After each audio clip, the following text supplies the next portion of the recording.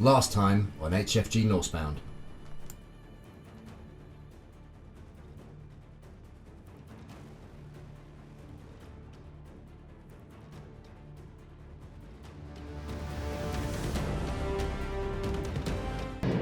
We're actually going to rendezvous with one of the guys from Arctic Trucks in Iceland.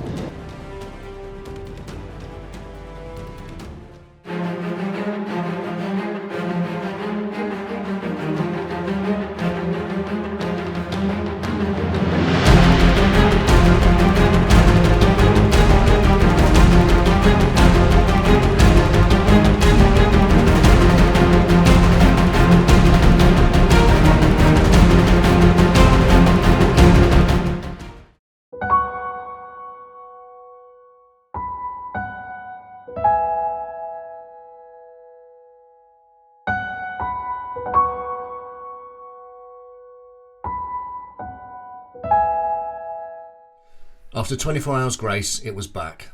An overnight snowstorm had left a fair amount of the white stuff on the ground. After dinner last night, we had had a call from David from Arctic Trucks in Iceland, and he had kindly offered to take us out for a few hours to experience some real Icelandic off-road driving. It meant, however, an early start, as we had to head back 2 hours or so west towards the Golden Circle, home to Iceland's 3 most popular natural attractions.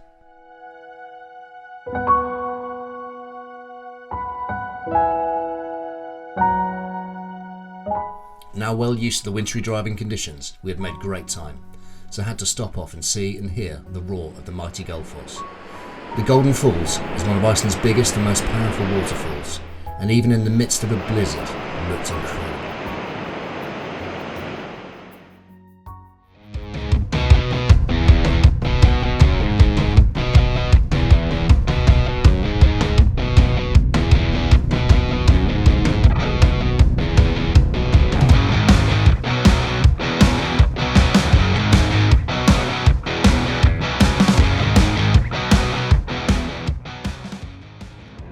Right, so we've driven for a couple of hours from our last location. We're actually going to rendezvous with one of the guys from Arctic Trucks in Iceland. So he's going to show us around a little bit and see what we can find.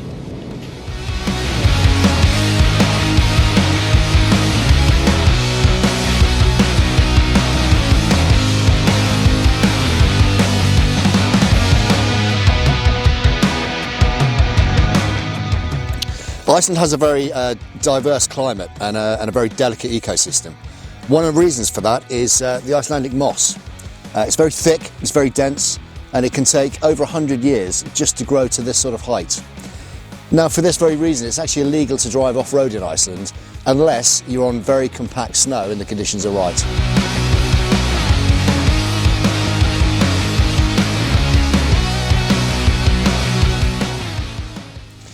Now, to make sure we don't do any damage or we don't drive anywhere we shouldn't, we're going to head up the mountain here and we're going to meet up with one of the guys from Arctic Trucks in Iceland, who's going to make sure we go to the right places and just use a little bit of local knowledge and for safety reasons as well.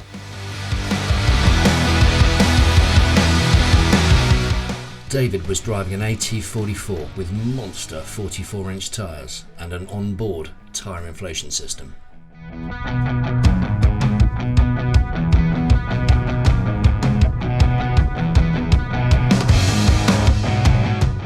As he led us off into the wilderness, it only magnified how dangerous and isolated this country was.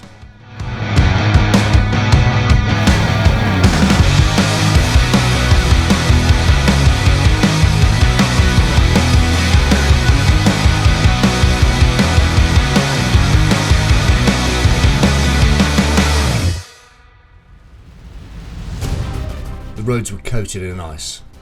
Debris from tumbling landslides covered parts of the surface, and potholes could have lost a human. Even the large lake we drove around was frozen solid.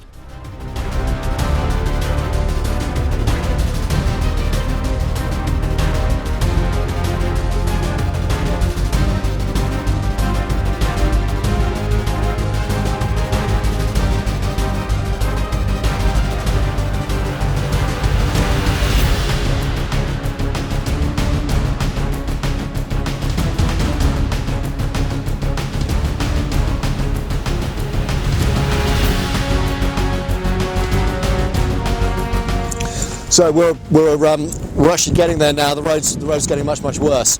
We're going to drop the tyre pressures down to begin with because we're quite heavy on the back with all of the equipment and kitchen, rooftop tent and everything else. We're going to get down to 15 psi on the rears, 10 psi on the front.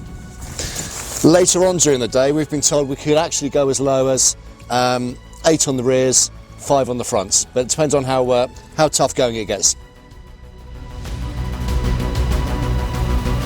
So we're using the ARB deflation kit. We're taking the fronts down to 10 psi, the rears down to 15 psi.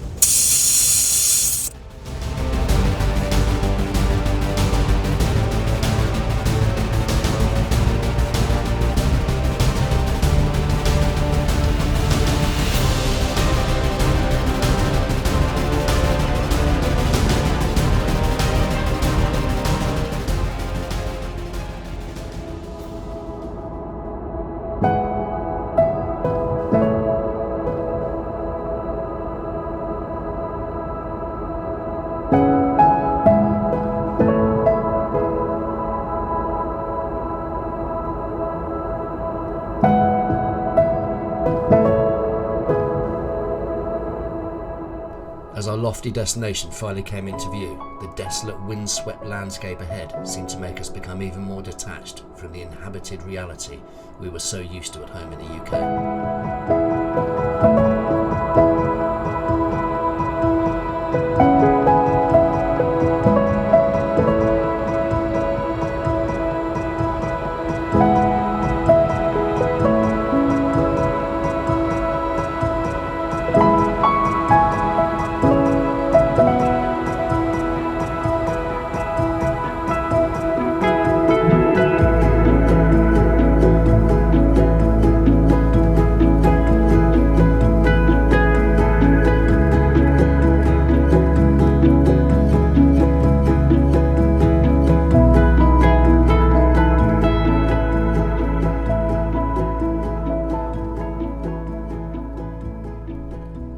With the wind beating relentlessly at the AT35 and another flurry of snow falling, we paused to take stock of just where we were.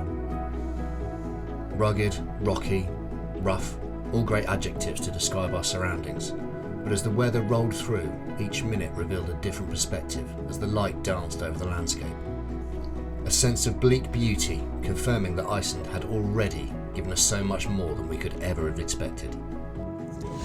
So we just met up with our guy from Arctic Trucks, and we are going to go up that mountain. Now we've looked it up. It's actually an extinct volcano. It's over 1,000 metres high, and just as a point of reference, that's about the same as Mount Snowdon in the UK. Now this is going to be a huge test for the AT35 and all the equipment we've got on board, and it's slightly worrying because we can't even see the top because of the cloud.